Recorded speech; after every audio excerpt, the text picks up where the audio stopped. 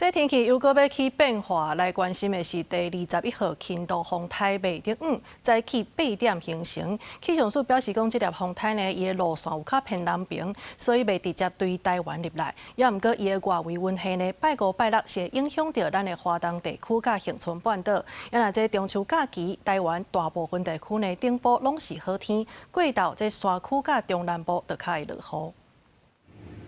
这几天台湾天气稳定，各地头不止啊小热，花莲灾区嘛继续在救灾。也毋过台湾注意，气象署指出，台湾的东南风，也就是菲律宾东边海面，伫咧初日早起8点已经形成第21号轻度风台袂得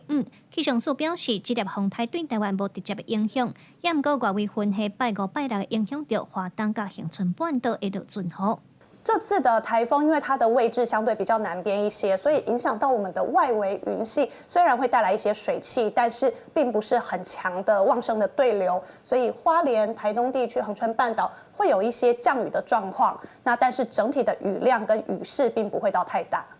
再来中秋连假期间，礼拜到拜一，气象署表示，这段期间袂得风台的路线已经较稳定过去，所以台湾附近上主要是受到高压的影响，大部分地区顶部拢是好天，毋过过到山区含中南部较会上雨。另外，气象署嘛提醒讲，拜五到礼拜，基隆北海岸、恒春半岛会有较强的阵风，沿海嘛就要注意等应。中秋节这段时间。 台风已经逐渐在接近中国的沿海了，台湾附近又恢复到比较以高压影响为主的天气，所以在上午、白天这段时间，天气一样是以晴朗炎热为主，但是中午过后，各地的山区以及中南部还是要留意午后雷阵雨。 气象署表示，伫咧菲律宾东方海面，未来热带系统也有可能继续发展。打算后礼拜六前后，也就是双十连假，热带系统会靠往台湾东南部的海面。不过，敢有可能会形成风台？气象署讲，也阁有变数，要来去观察。记者卢尚如、郑俊尧台北报道。